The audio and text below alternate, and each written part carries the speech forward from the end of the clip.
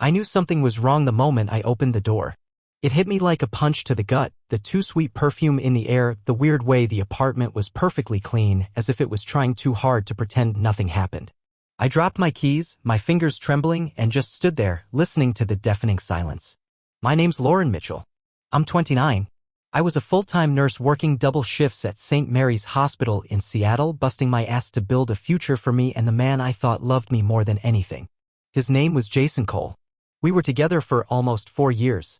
We had dreams. A house. Marriage. A life we both swore we wanted more than anything. At least, that's what I thought. I kicked off my shoes and walked deeper into the apartment, my heart hammering against my ribs. Jason wasn't supposed to be home. He had told me he was at a work retreat for the weekend. That's why I volunteered for extra shifts. More overtime. More money for the house deposit we've been saving for. But the jacket thrown over the couch wasn't Jason's. And neither were the heels lying by the door. I swallowed hard, bile rising in my throat as a woman's laugh, floated from the bedroom. My bedroom. Our bedroom. I don't remember moving. I just remember standing in the doorway staring at them. Jason. And some woman I had never seen before. Tangled in my sheets. Laughing. Naked. He saw me first.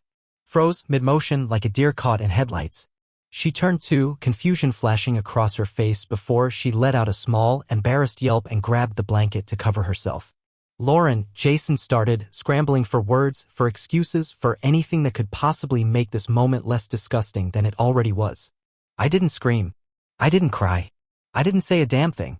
I just turned around and walked out. The air outside hit me like ice. I stumbled down the stairs of our apartment building, my breath coming in ragged gasps. I wasn't sure if I was going to throw up or pass out. Maybe both. How could he? How could he do this after everything I had given up for him? After all the nights I worked late so he could chase his entrepreneurial dreams? After all the times I said no to vacations, to new clothes, to weekends off because we were saving for our future? I gave everything. And he gave me betrayal. I sat in my car, hands clutching the steering wheel, staring blankly through the windshield as the world blurred around me. Somewhere deep down I realized I had always known. The late nights. The secret of phone calls. The coldness that had crept in over the last few months. I just didn't want to believe it. Because believing it meant accepting that everything I had fought for was a lie. I don't know how long I sat there. Could have been minutes. Could have been hours. At some point, I started the car and drove. I didn't have a destination. I just needed to get away. From him. From the life I thought I had. From the version of myself that was so desperate to be loved she ignored every red flag waving right in front of her face. I ended up in the parking lot of an old, rundown diner at the edge of town. And that's where everything really began. I sat in that diner for hours nursing a cup of burnt coffee that tasted like mud but at least gave me something to hold onto. The waitress didn't bother me. She must have seen 1,000 broken people pass through here. She just kept refilling my cup and giving me small, sad smiles whenever she walked by.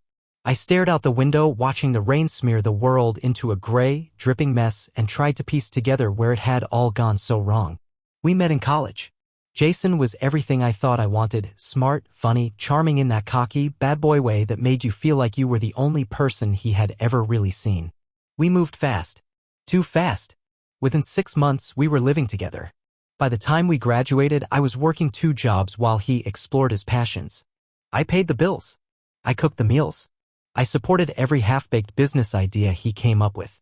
When he failed, and he always failed, I picked up the pieces. Because that's what love was supposed to be, right? Unconditional. Endless. Sacrificial.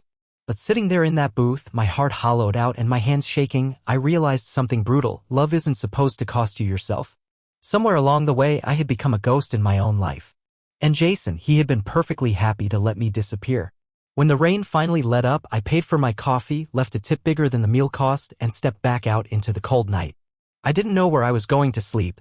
I didn't have family nearby, my parents lived across the country, and my relationship with them had always been strained. Most of my friends were more his friends now. That was another thing he had slowly taken from me without me even realizing it until it was too late. I drove around aimlessly, my mind numb, until I found a cheap motel with a neon vacancy sign buzzing in the dark. The room smelled like mildew and cigarettes. The carpet was stained. The bedspread looked like it hadn't been washed since the 90s. But it had a lock on the door. And right now, that was all I needed. I locked the door, pulled the curtains shut tight, and collapsed on the bed, still wearing my scrubs from work. For the first time in years, I let myself cry.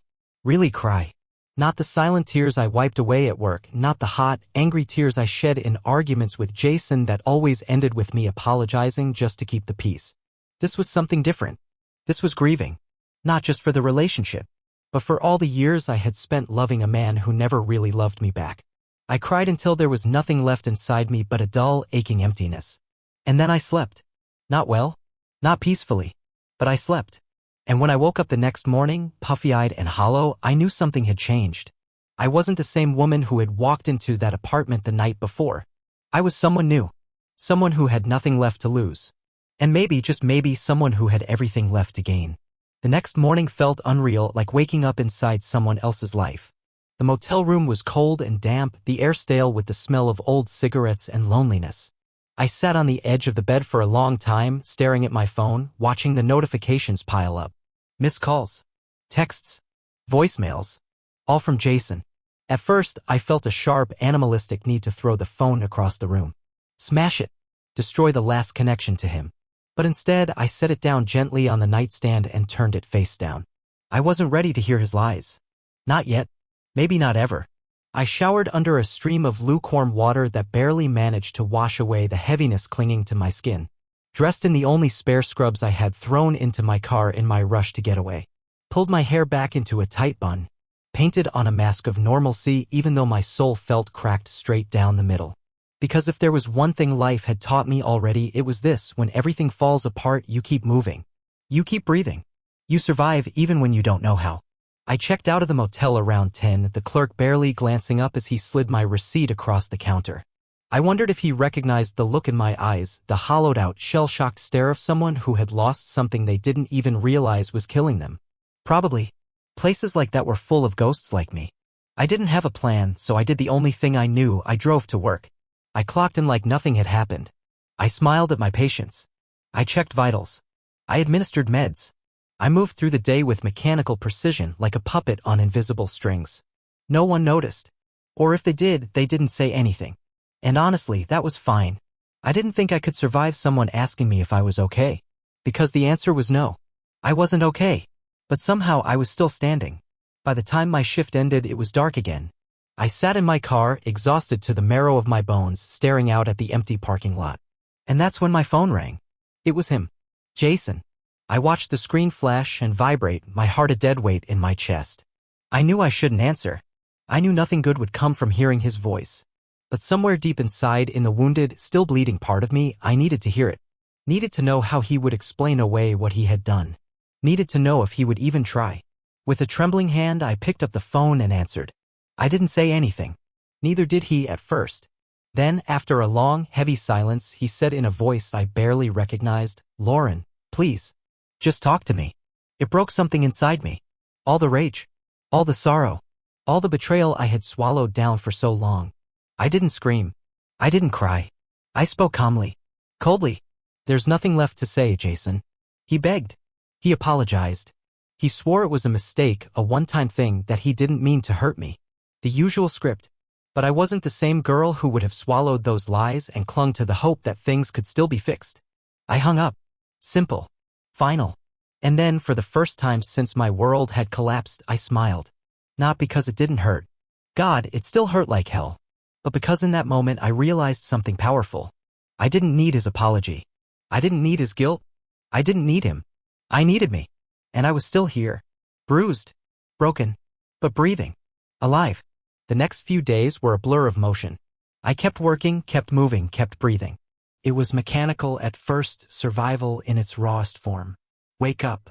Go to work. Go back to the motel. Sleep. Repeat. But little by little, cracks of light started slipping into the darkness. I found a tiny studio apartment downtown. Barely bigger than a closet, with peeling paint and a bathroom that looked like it belonged in a horror movie. But it was mine. My name on the lease. My key in the lock. My sanctuary. The first night I slept there, curled up on a borrowed air mattress with nothing but a thin blanket, I cried again. Not the desperate, broken sobs from before. These tears were different. They were tears of release, of finally letting go, of finally beginning. I started reclaiming the pieces of myself Jason had eroded over the years. I bought new bedsheets. Bright, ridiculous ones with giant sunflowers printed all over them. I filled the fridge with food I loved, not just what he liked. I hung fairy lights around the tiny windows, filling the space with a soft, golden glow that made it feel less empty. Every tiny act was a rebellion. Every choice was a reminder that I belonged to myself now. It wasn't easy. The loneliness hit hard some nights, especially when the city grew quiet and the memories crept in like unwelcome guests. I would lie awake, staring at the ceiling, feeling the ache of missing what I thought we had. But then I would remember what I actually missed. Not him, not the lies, not the constant feeling of being not enough. I missed the idea of love, the version of love I had invented in my head to survive the reality of what we were. And that love, the real, healthy, honest kind, I knew I could still find someday. Maybe with someone else. Maybe just within myself. Either way, I wasn't giving up. A few weeks after moving into the studio, I finally told my parents what had happened. I expected judgment, disappointment, that cold, distant tone they always used when they thought I had screwed up my life. Instead, my mom cried, and my dad, my gruff, hard-edged dad, simply said, "I'm proud of you for leaving." It broke me all over again, but in the best way. For the first time, I realized that maybe not all broken things stay broken. Maybe some wounds heal stronger than they were before. I started reconnecting with old friends, too. People I had pushed away during the years I spent drowning in Jason's orbit. First, it was awkward, full of half-smiles and cautious small talk. But slowly, the walls crumbled. Slowly, the laughter returned. Slowly, I returned. One night, while sitting on the floor with a glass of cheap wine, flipping through an old photo album, I stumbled across a picture of myself from years ago, long before Jason, before the exhaustion and sadness had etched themselves into my face. I was smiling wide, eyes bright, arms thrown around my college roommates at some random house party. God, I looked happy, alive, free. I traced my finger over the photo, tears pricking my eyes. "She's still in there," I whispered to myself, and I knew, deep down, it was true. Maybe a little older, maybe a little battered, but still fighting, still hoping, still living. And for the first time in a long, long time, that felt like enough. Fall deepened, painting the city in golds and crimsons. The streets smelled like rain and wood smoke, and every gust of wind carried a promise that things could change, could be rebuilt, could be better. I found myself falling into new routines. Ones that had nothing to do with Jason, with pain, with survival. Just life in all its simple, imperfect glory. Mornings were for strong coffee and slow walks to work, bundled in my favorite old jacket. Evenings were for hot showers, cheap takeout, and guilty pleasure TV shows that made me laugh until I cried. Weekends were for myself, for sleeping in, for reading books I had never made time for visiting little thrift shops and farmers markets, losing myself among racks of mismatched clothes and tables of homemade candles and fresh pies. Sometimes loneliness still crept up on me, that cold hand brushing my shoulder when I least expected it. But I didn't fear it the way I once had. I let it sit with me for a while, like an old acquaintance who had overstayed their welcome, and then I gently, firmly showed it the door. I was learning that being alone wasn't the same as being broken. It was just being, existing, healing. One particularly chilly Saturday afternoon, while browsing a used bookstore tucked into a forgotten corner of downtown, I stumbled across a battered, second-hand guitar. The strings were worn. The wood was scratched.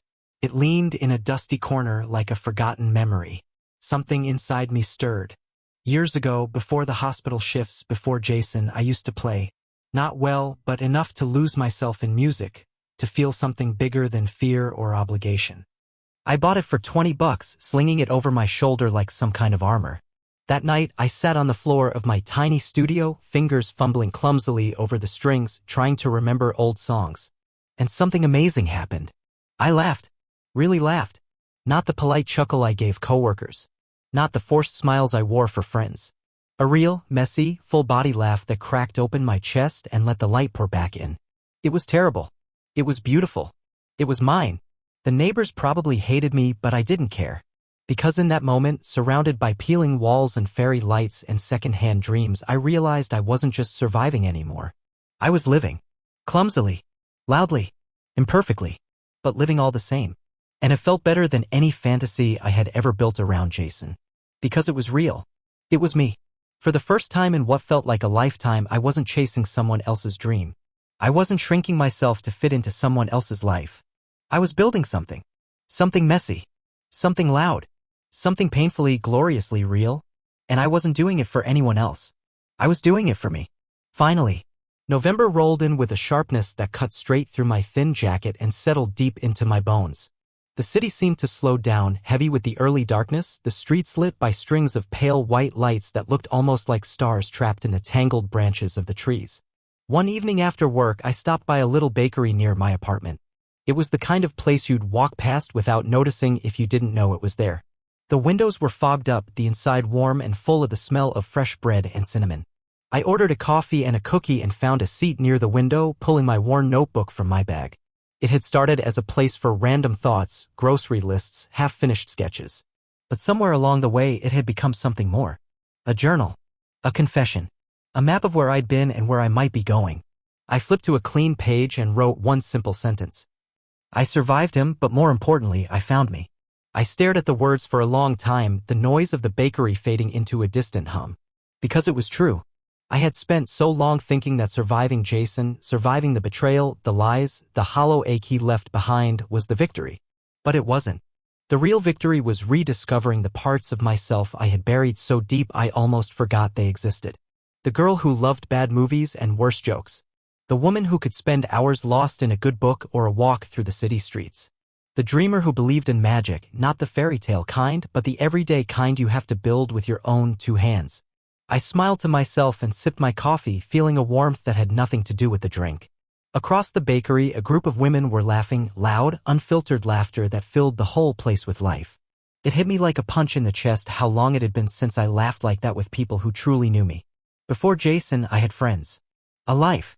I wanted that again. Not the surface level, let's grab a drink sometime kind of friendships Jason tolerated. Real connections. Real people. Real life. That night, sitting at that little table by the fogged-up window, I made a promise to myself. I wasn't going to let fear keep me isolated. I wasn't going to let the past chain me to loneliness. I wasn't going to build my life around avoiding pain. I was going to chase joy. Even if it scared me. Even if it meant getting hurt again. Even if it meant risking the fragile, hard-won peace I had started to build.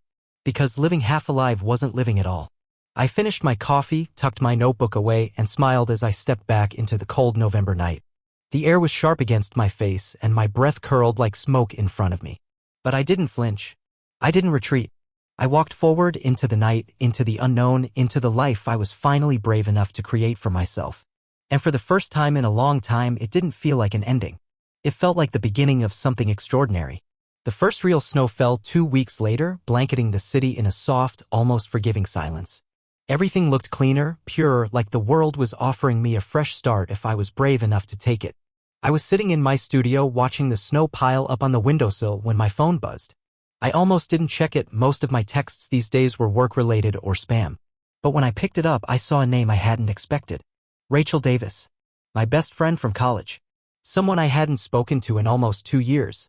Someone I had slowly let drift away while I was busy drowning in Jason's promises. My stomach twisted with guilt, but my heart ached with something else too, hope. The message was simple. Hey, Lauren. I know it's been a long time. I heard about what happened. Just wanted you to know. If you ever want to grab a coffee, I'm around. No pressure. Just missed you. I stared at the screen for a long time, my heart pounding in my ears. I could ignore it. Pretend the past was too messy to revisit. Stay safely tucked away in the tiny life I had rebuilt. Where I could be brave. Again. I texted back before I could talk myself out of it. I'd love that. When? We met at a little coffee shop downtown the next afternoon. Both of us bundled in scarves and coats, cheeks flushed from the cold. Rachel looked the same, but different, older, a little wiser, but still wearing that same mischievous smile that had gotten us into so much trouble back in college. The second I saw her, all the awkwardness melted away. We hugged, and it felt like coming home. Over 2 lattes and a shared slice of chocolate cake, we talked for hours. About everything. About nothing. About life, loss, growth, and all the messy, beautiful in-betweens. I told her about Jason, not just the betrayal, but the slow, suffocating erosion of myself that had happened long before he ever physically cheated. She didn't pity me. She didn't tell me what I should have done differently. She just listened. And when I finished, when the last broken, bleeding pieces of the story were laid bare on the table between us, she simply said, "I'm so damn proud of you." And I believed her, because this wasn't just about surviving heartbreak. This was about surviving myself. The girl who had once believed love meant shrinking. The woman who had once thought loyalty meant losing her own voice. She had been wrong, and she had finally learned better. Rachel and I made plans to meet again the next week. Real plans. No empty promises. No half-hearted, "Let's do this sometime." I walked out of that coffee shop lighter than I had in years. The snow crunching under my boots. The city glowing soft and golden around me. Rebuilding wasn't just about finding new pieces. It was about rediscovering the old ones you thought were lost forever. And realizing they had been there all along, just waiting for you to come back home to yourself. One step at a time. One brave choice after another. I wasn't done healing yet, but I was living. Really living. And that was everything. December crept in, bringing with it a chill that bit at my fingers and made my breath puff out in thick white clouds. Christmas lights blinked from apartment windows, shops played endless loops of holiday music, and everywhere people seemed to move faster, trying to cram joy into the spaces where maybe it didn't fit. It was my first Christmas alone in years. No awkward dinner parties with Jason's coworkers. No fake smiles stretched thin over invisible cracks. No pretending we were happy when the walls were crumbling around us. Just me. At first, the thought terrified me. Christmas had always been a time for traditions, for families, for love. But maybe, just maybe, it could be something else too. Maybe it could be a beginning. I decided I wasn't going to sit in my apartment and feel sorry for myself. I wasn't going to let the loneliness win. Not this time. On Christmas Eve, I bundled up and headed to a local community center that was hosting a holiday dinner for people who didn't have anywhere else to go. Not just the homeless, though there were plenty, but also people like me. People piecing their lives back together one broken day at a time. I volunteered to serve food, smiling at strangers, handing out plates piled high with turkey and mashed potatoes. The room buzzed with laughter, with awkward conversations, with the fragile, beautiful hope of people trying to make something good out of what they had. At one point, while refilling a tray of rolls, I caught my reflection in the big window at the end of the hall. I barely recognized myself. Not because I looked different, though I did. Lighter somehow. Stronger. But because of the way I stood. Tall. Unapologetic. Free. Later that night, I walked home through the quiet streets. The snow falling in slow, fat flakes that dusted my hair and eyelashes. The city was hushed, blanketed in white, the world holding its breath. I didn't have a tree. I didn't have gifts. I didn't even have a full fridge. But I had myself. Whole. Healing. Hopeful. At home, I made a cup of tea, curled up under a too-small blanket, and watched the snow pile higher outside my window. And for the first time in a long, long time, I didn't feel like I was missing anything. I didn't feel broken. I didn't feel abandoned. I didn't feel like a failure.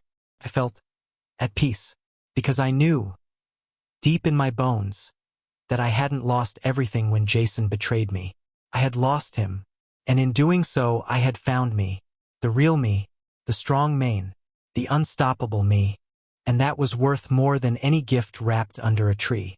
It was the beginning of everything I had ever deserved, everything I had ever dreamed of, everything I was finally brave enough to claim as my own. The new year rolled in without much fanfare. No wild parties, no midnight kisses, no grand resolutions scribbled drunkenly on napkins. Just a quiet night, a glass of cheap champagne, and the steady hum of possibility vibrating under my skin. I stayed up until 3 in the morning, sitting by my window, watching fireworks bloom silently across the sky in the distance. Each explosion of color felt like a tiny rebellion, a promise that endings didn't have to be tragic, that sometimes endings were the best damn thing that could ever happen to you. I didn't make a resolution. I made a vow. A simple, brutal vow. Never again will I forget myself for anyone. It wasn't about staying single forever. It wasn't about building walls so high no one could ever touch me again. It was about remembering who I was, what I was worth, what I refused to sacrifice ever again, no matter who came knocking at my door. The weeks that followed were slow and steady. Healing isn't glamorous. It doesn't come with bright neon signs or grand epiphanies. It's quiet. It's choosing to get out of bed on the days you feel hollow. It's choosing to eat something nourishing instead of sinking into the emptiness. It's choosing to smile at a stranger, to pet a passing dog, to sing along to a terrible pop song because it makes your heart a little lighter. Little choices, tiny victories, one after another, and eventually, without even noticing it at first, the victories start to outweigh the battles. One evening, walking home from the grocery store, arms loaded with bags, I almost didn't notice the man holding the door open for me. He was tall, wearing a battered leather jacket and a crooked smile. "Need a hand?" he asked, voice warm, not pushy. I hesitated for half a second. Old fear, old defenses flaring up. But then I remembered my vow. I wasn't the same woman who needed saving. I was the woman who chose who got to stand beside her. I smiled, a real, easy smile, and said, "Sure, thanks." We didn't fall into some movie-worthy romance right there on the sidewalk. There were no instant fireworks, no dramatic strings swelling in the background. It was just two people helping each other through the cold night. Two people who had probably both been broken once. Two people trying anyway. His name was Daniel. We chatted all the way to my building, about nothing and everything. The weather, bad coffee, the way the city looked prettier dusted in snow. When we reached my door, he gave me a grin and said, "Maybe I'll see you around." And for once, the idea of letting someone in, even just a little, didn't terrify me. It didn't feel like losing myself. It felt like adding to the life I was already building, piece by stubborn piece. I waved him off, carried my groceries inside, and laughed to myself as I unpacked them. It wasn't a love story. Not yet. Maybe not ever. But it was my story. And this time I was writing every word myself. On my terms. Without apology. Without fear. Without forgetting who I was ever again. The cold began to loosen its grip on the city by late February. I noticed it first in the mornings, the way the sun seemed a little bolder, rising earlier, fighting back the gray. It was subtle, a warmth hidden in the chill, a promise whispered in the breeze. And I was ready for it, ready for the thaw both outside and inside. Daniel and I ran into each other again a week later, purely by accident, or maybe by the universe giving me a little nudge I didn't know I needed. I was balancing 2 coffees and a bag of groceries outside the same bakery when I heard his voice behind me. "Need a hand again?" he asked, smiling like he wasn't sure if I would recognize him. I laughed, genuinely, and handed him one of the cups. "Only if you like bad coffee," I joked. He accepted the cup with a mock salute, and just like that, a kind of ease settled between us. We walked a few blocks together, talking about everything and nothing again. It was simple, effortless, no hidden expectations, no games. And when we reached my building this time, he hesitated, not because he was unsure of himself, but because he respected the space I had so clearly carved out for myself. "You don't have to," I said, surprising even myself. "If you want, come up. I've got some frozen pizza that might not kill us." He laughed, and it was a warm, easy sound that filled up the cold spaces inside me I hadn't even realized were still there. That night wasn't a romance movie. We didn't fall into bed. We didn't confess lifelong dreams. We ate terrible pizza, made fun of the worst TV shows we could find, and ended up falling asleep on opposite ends of my battered couch, a blanket thrown carelessly over us. It was easy. It was safe. It was real in a way that terrified and comforted me all at once. The next morning, I woke up to find him already awake, sitting cross-legged on the floor, strumming absent-mindedly on the old guitar I had bought from the thrift store. "You play?" I asked, my voice rough with sleep. He shrugged. "A little." "Not well?" I smiled, something soft unfolding inside my chest. "Same," I said. We spent the next hour plucking out terrible renditions of old songs, laughing until our sides hurt. It was messy, imperfect, beautiful. It was nothing like my life with Jason. There was no performance here. No need to be perfect. No walking on eggshells, trying to hold everything together with bleeding hands. With Daniel, I didn't feel like I had to prove my worth. I just was. And it was enough. Later, as he was leaving, he paused in the doorway. "I don't want to rush anything," he said. "But I like being around you, Lauren. No expectations. Just wanted you to know." Something inside me, something cautious and wounded, wanted to run. But something stronger, something braver, made me smile and nod. "I like being around you too." He grinned, wide and honest, and disappeared down the hall. I closed the door and leaned against it, my heart pounding not with fear, but with hope. Hope that maybe, just maybe, not every story had to end in betrayal. Hope that maybe healing didn't mean closing yourself off forever. Hope that maybe love, real love, didn't ask you to break yourself just to fit inside someone else's world. It was scary. God, it was scary. But it was worth it. Because no matter what happened next, I knew I could survive it. And more importantly, I knew I deserved it. Every messy, beautiful, terrifying second of it. March rolled in with the scent of wet earth and the soft murmur of new beginnings. Tiny green buds pushed their way through the frozen ground, stubborn and beautiful, refusing to be beaten by the long, brutal winter. And I realized I was doing the same. Daniel and I kept seeing each other. No big declarations. No rushed promises. Just simple, steady moments. Coffee dates that turned into long walks. Late-night talks about everything from terrible childhood memories to dreams too big to say out loud before now. Comfortable silences that didn't feel heavy but peaceful, like breathing next to someone who wasn't trying to steal your air. He never pushed. Never demanded explanations for the scars I wasn't ready to show. He simply made space for me. And slowly, I began to step into it. One night, after a particularly long shift at the hospital, I found him waiting outside my building. No grand gestures. No flowers. Just him, leaning against the hood of his beat-up truck, a takeout bag in his hands and a sheepish smile on his face. "I figured you might not have eaten," he said simply. It hit me harder than any bouquet ever could have. Because real love, the kind I deserved, wasn't about sweeping me off my feet with fancy dinners or empty promises. It was about showing up. It was about carrying the small things when I was too tired to hold them myself. It was about being seen, even in my worst, messiest moments, and being loved anyway. We ate greasy burgers on the tailgate of his truck, the spring air still cool but promising warmth to come. I told him about my dreams. The real ones. The ones I had buried under years of sacrificing myself for someone who never truly saw me. I told him how I wanted to go back to school someday, maybe specialize in trauma nursing. How I wanted to travel, even if it was just short road trips across the country. How I wanted to write a book, maybe even a collection of stories like mine, stories that could show other women they weren't alone. He listened. Really listened. And when I finished, he didn't laugh. He didn't say it was impractical. He didn't remind me of how hard it would be.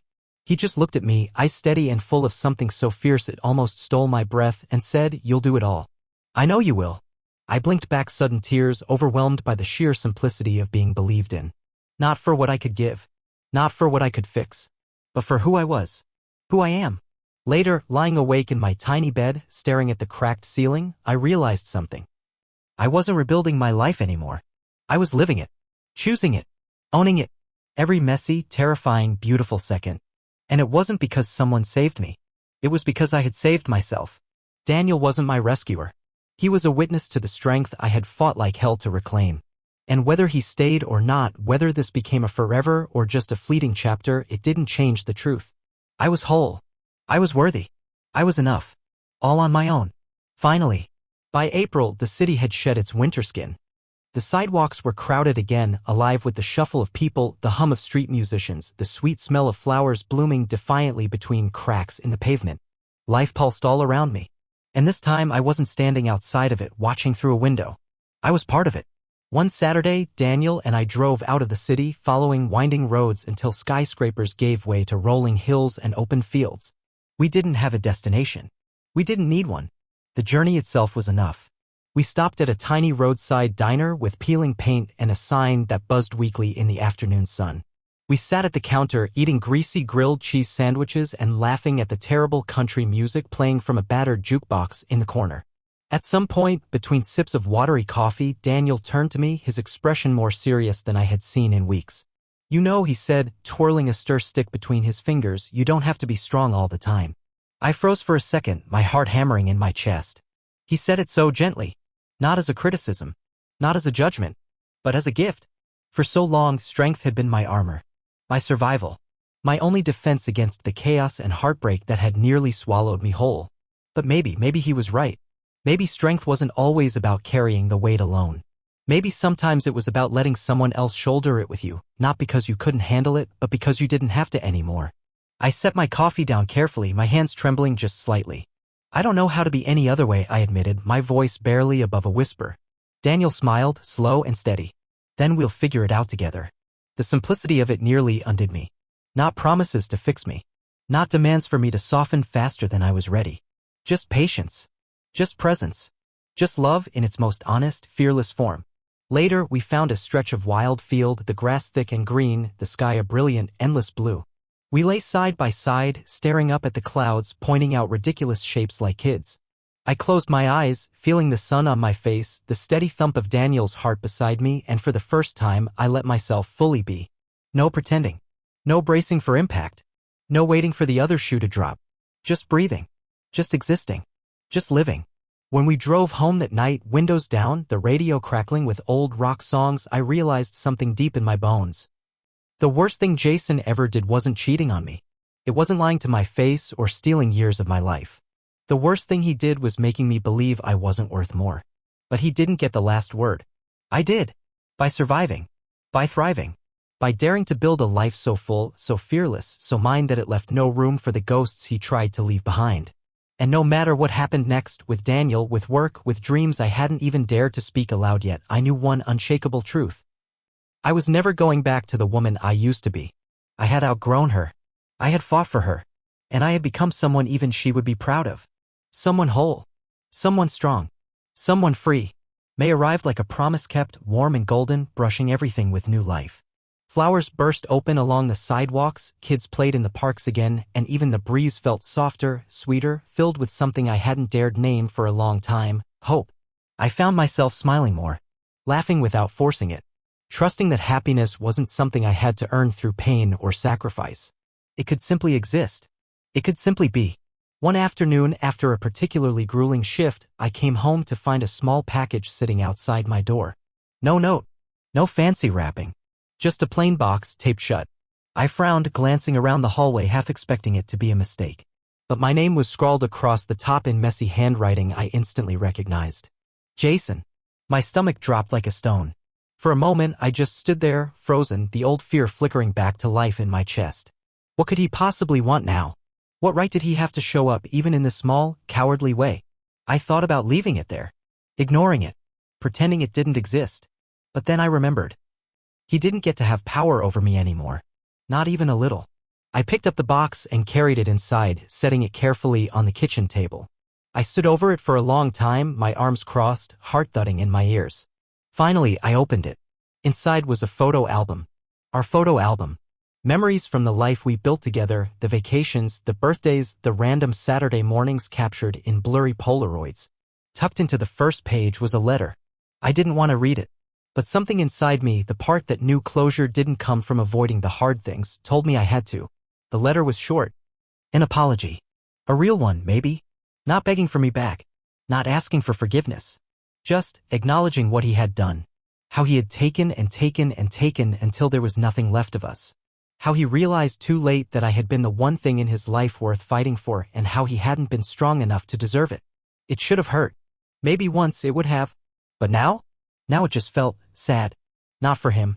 But for the girl I had been back then, the one who had fought so hard to be seen, to be loved, to be enough. I closed the album gently.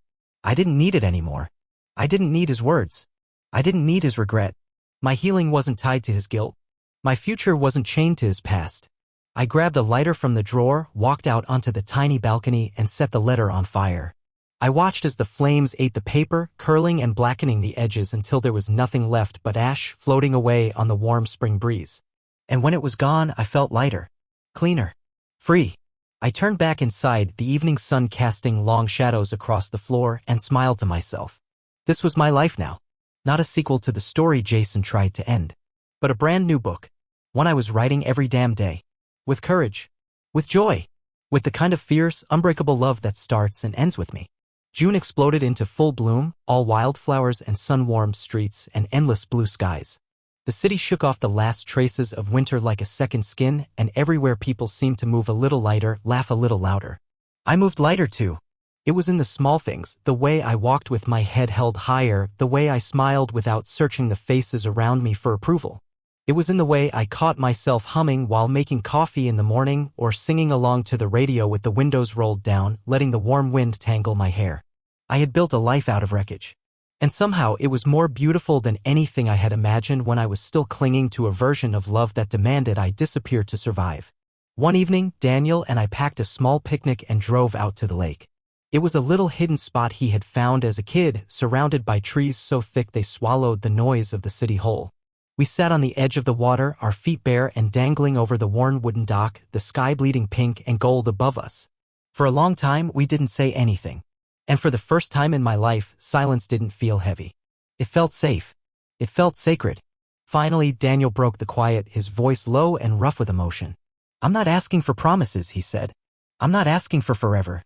I just want you to know, whatever you choose, whoever you become, I'm already proud of you." I blinked hard against the sting in my eyes. It was so different from anything I had known before. No chains. No expectations. Just love, quiet, fierce, steady. The kind of love that didn't clip your wings. The kind that built a sky for you to soar. I reached over, lacing my fingers through his, feeling the solid warmth of him beside me. "I'm not ready for forever yet," I said honestly. He squeezed my hand gently. "You don't have to be." We sat there until the stars blinked into existence overhead, the water reflecting them back like a mirror. And in that quiet, star-drenched moment, I realized something that shook me to my core. Maybe healing wasn't about finding someone who made you whole. Maybe it was about realizing you were already whole. And choosing to share that wholeness with someone who didn't need to own it to love it. I had survived betrayal. I had survived heartbreak. I had survived myself, the girl who thought love meant sacrificing everything until there was nothing left. And now? Now I was surviving happiness. The scarier, braver kind of survival. The kind where you let yourself believe you deserve the good things, too. Not just the lessons. Not just the pain. But the joy. The laughter. The love. All of it. The messy, beautiful, terrifying, all of it. And I wasn't going to run from it anymore.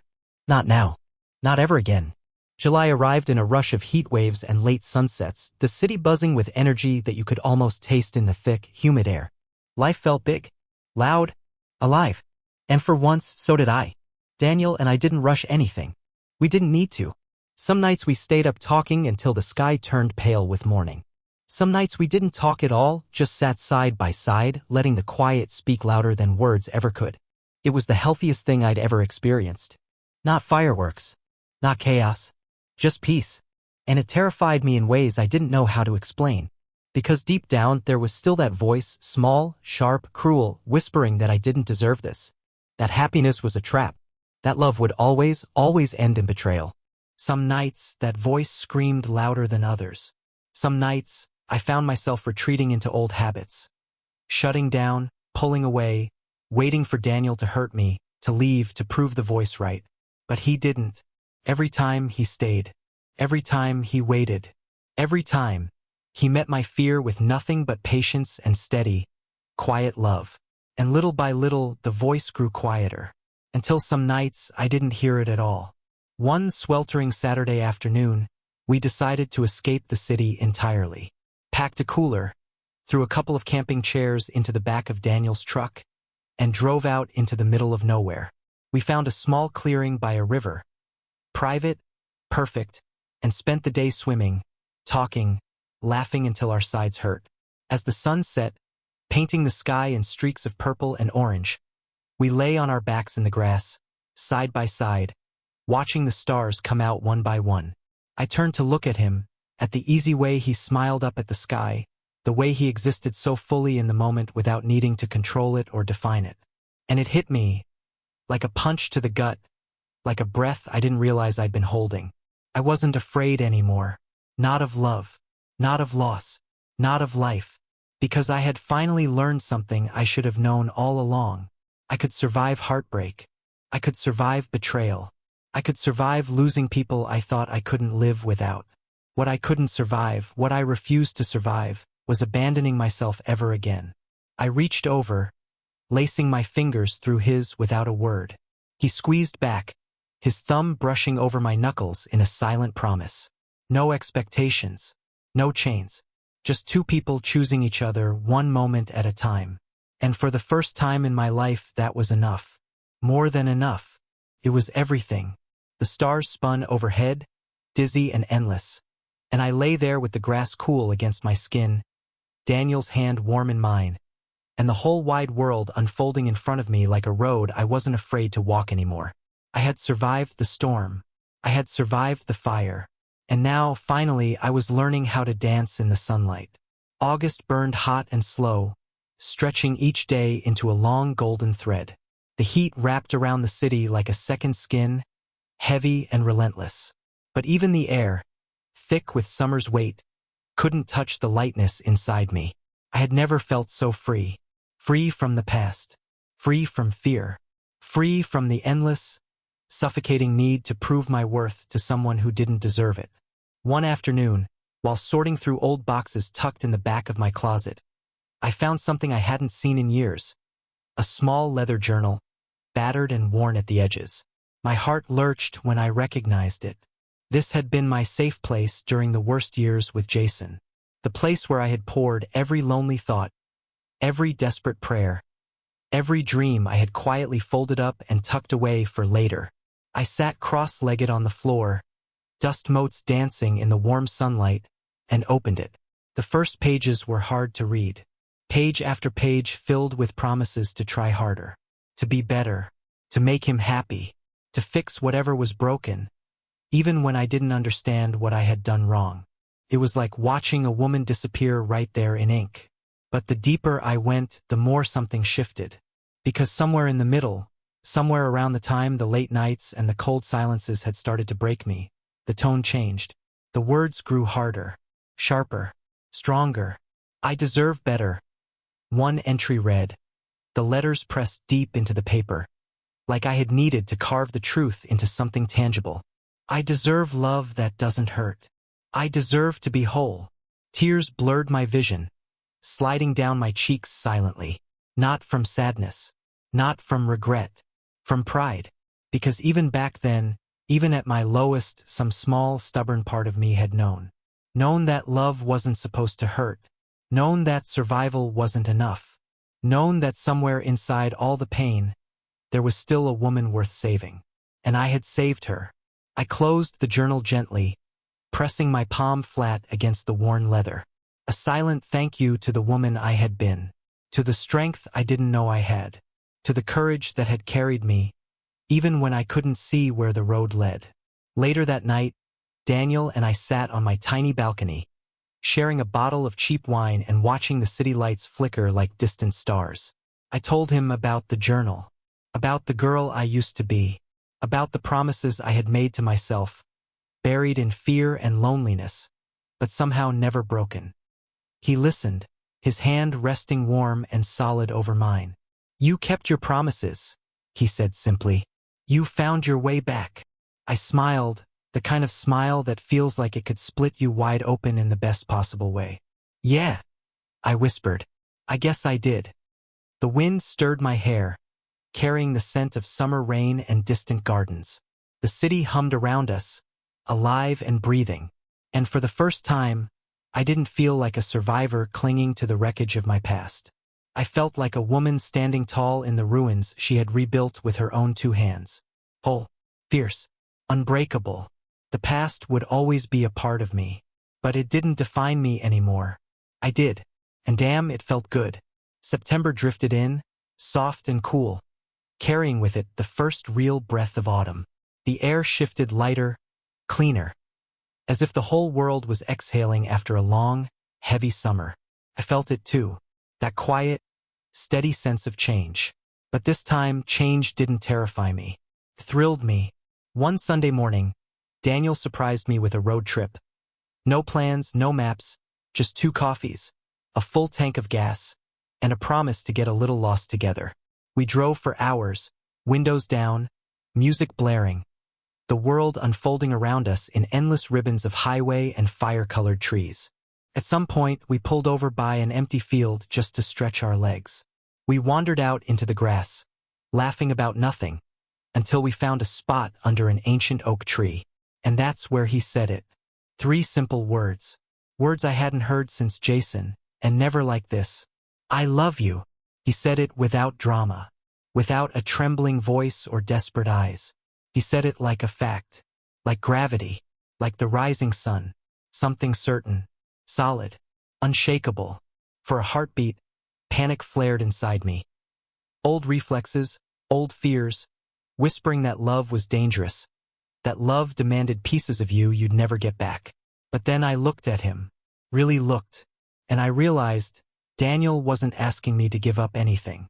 He was just offering, freely, no strings, no cages, no conditions. And for the first time, I believed I could say it back without losing myself. I love you too, I said, my voice steady, my heart wide open. The words settled between us, warm and sure, like they had always belonged there. We didn't rush to seal it with a kiss or a grand gesture. We just sat there, side by side, watching the leaves fall around us, letting the moment wrap itself around us like a second skin. Later, driving home in the deepening dusk, I rested my head against the window, smiling so hard my cheeks hurt. I thought about the girl who had once believed love meant sacrifice, who had once given everything she had just to be chosen, who had once stayed far too long in places that only knew how to break her. And I wanted to reach back through time and whisper to her, it gets better, you get better, you learn how to choose yourself. And one day someone will choose you too, not because you're convenient, not because you're desperate, but because you're enough, just as you are. That night, lying in bed with Daniel's arms wrapped loosely around me, I made another silent promise. Not to him, to myself. I will never abandon myself for love again. I will never trade my voice for comfort. I will never let fear make my choices for me. I will choose myself even when it's hard, especially when it's hard. And because of that, because of everything I had fought for, bled for, survived for, I could choose him too. Freely, fearlessly, fully. And that made all the difference. October arrived wrapped in gold and fire, every tree burning bright against the cooling sky. The air smelled of crisp leaves, wood smoke, and something else. Something sharp and sweet and new. Possibility. I dove into it headfirst. I signed up for a writing class at the community center. Nothing fancy, nothing serious, just a small circle of people meeting once a week to share their stories, their dreams, their truths. Terrified me, thrilled me. Every time I read something aloud, my hands shook, my voice caught. But every time I kept going, kept breathing, kept speaking my truth into existence. The first piece I shared was about survival, about choosing yourself when the world tries to convince you you're only worth what you can give away. When I finished reading, the room was silent for a long beat, and then the applause came, soft, real, enough to break something open inside me. Later, the instructor pulled me aside. You have something important to say, she said. Don't stop saying it. I walked home under a sky littered with stars, Daniel's jacket thrown over my shoulders, my heart so full it felt like it might burst. I thought about Jason for the first time in weeks, but not with anger, not with sorrow, just distance. He was a closed chapter now, a lesson burned into my bones. Not a wound, not a curse, just a piece of the story that had led me here, to a life I chose. To a voice I reclaimed, to a love that was steady, patient, kind. One night, curled up on the couch with Daniel, I finally told him everything. Not just the surface scars, the betrayal, the loneliness, but the deep ones. The years spent shrinking. The nights spent wondering if love always felt like drowning. The slow, brutal unlearning of everything I thought love was supposed to be. He didn't interrupt. He didn't flinch. He just held my hand and let me bleed out the words until they lost their power over me. And when I was done, when I was raw and emptied out and shaking, he kissed my forehead and said, "Thank you for trusting me." Not, "It's not a big deal." Not, "You're overreacting." Not, "Just move on already."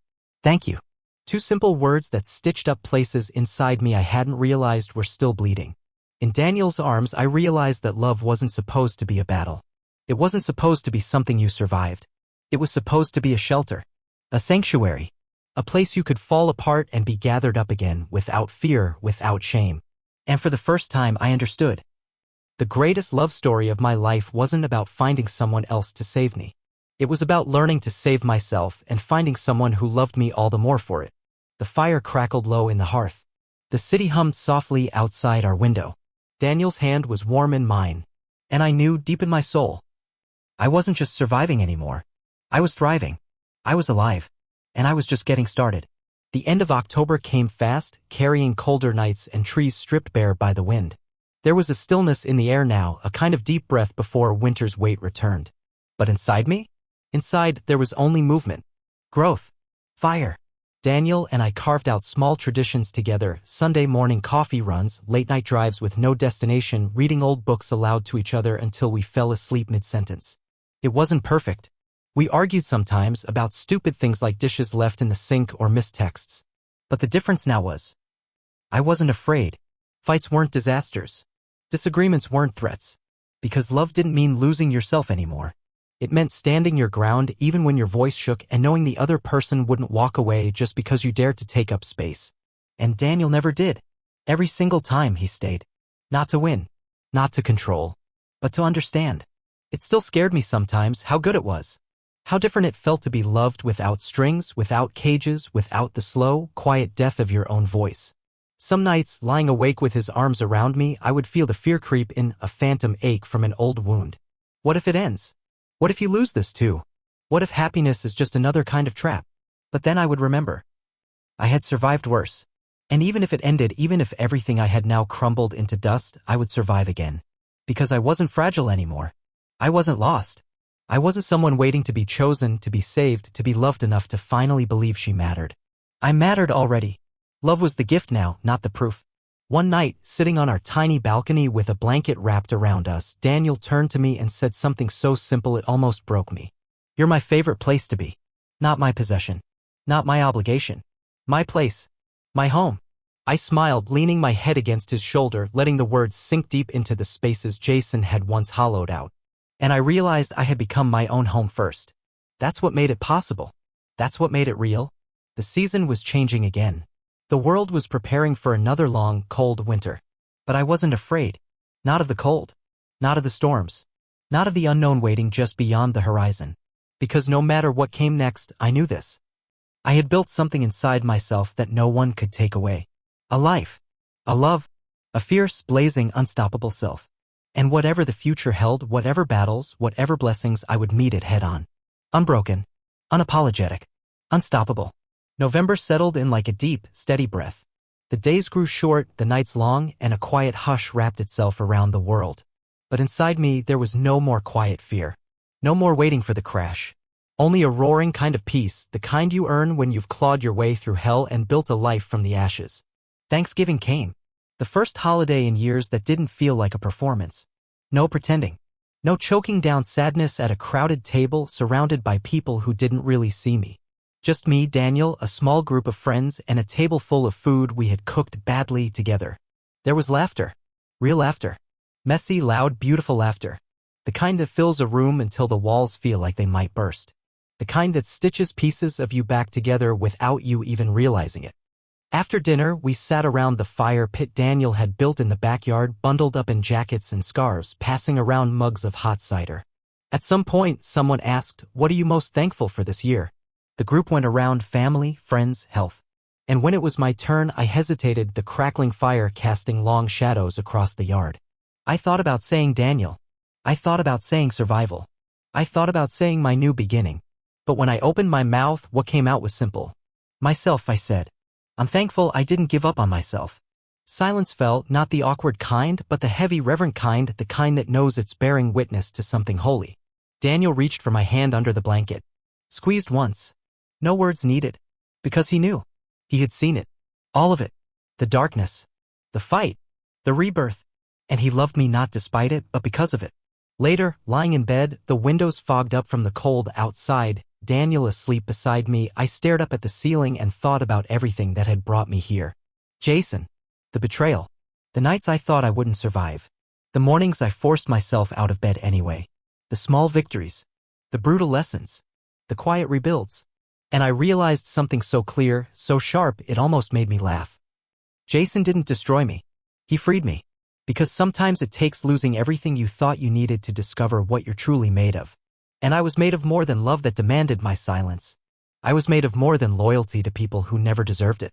I was made of fire. Of resilience. Of dreams too stubborn to die. Of a heart that refused to stay broken. I had loved and loved again, first myself, then the world. And I wasn't finished. Not by a long shot. I would keep loving. Keep fighting. Keep building. A life. A future. A story worth telling. Because I wasn't the girl who cried herself to sleep anymore. I wasn't the woman who begged for scraps of affection. I wasn't the broken thing someone else forgot to love. I was my own damn miracle. And no matter what the seasons brought, no matter how the world turned, one thing was certain. I would never lose myself again. Not for love. Not for fear. Not for anything. I was here. I was alive. And I was just getting started.